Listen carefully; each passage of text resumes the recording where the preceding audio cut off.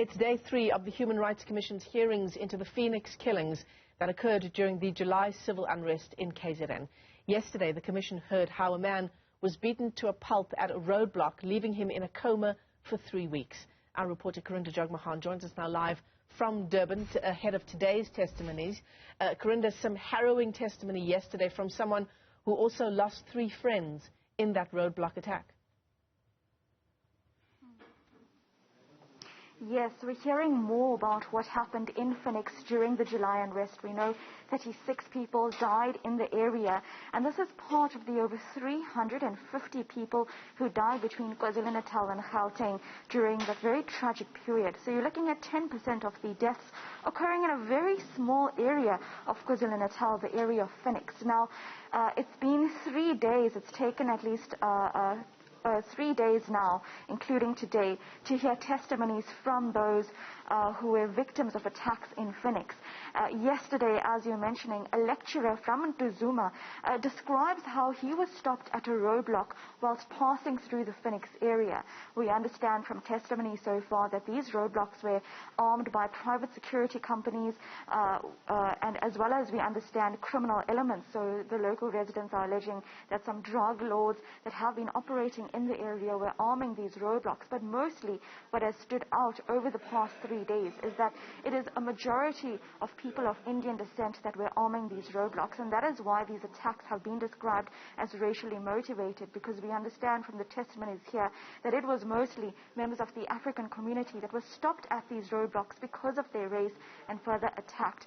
The lecturer from Newzroom described how he was with 8 of his friends when he was stopped at one of those roadblocks, and various people that were at that roadblock had tried to take some of his friends out of the vehicle, started assaulting his friends, pelting stones at them, at one point hacking them. He describes how one man had a firearm and placed this firearm inside his friend's mouth and threatening them with various racial insults, expletives.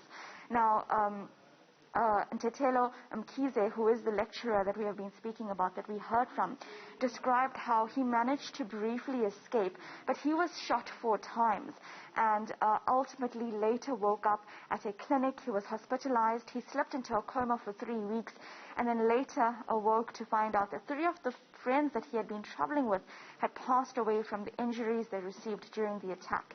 His story is echoed by similar sentiments shared at this testimony by many residents who have been experiencing these attacks. And for many of the residents here, they say they're still battling to grasp what happened. They still have nightmares. And while the Human Rights Commission is offering counseling, it is clear that the residents want more. They're asking for compensation from the government following the assets that they lost. Many vehicles burnt in the area during the unrest, but as well as they say that social cohesion programs will not work until the residents of Phoenix actually admit that that the massacre had happened, and that they actually come through to side with the families that are still bereaving. 36 families having lost their loved ones during that unrest.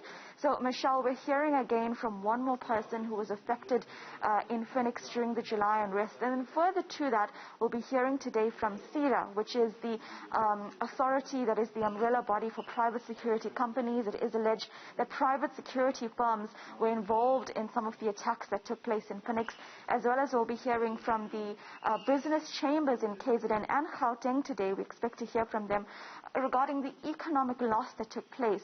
I mean, the July unrest ravaged our economy and destroyed billions or took away billions of rands in terms of businesses, especially small businesses that are still struggling to rebuild. So the next part of this hearing will be around the economic damage and the lives that still need to be rebuilt. Michelle. Karinda Jagmohan, thanks very much indeed for that harrowing update, day 3 of that testimony taking place in Durban today.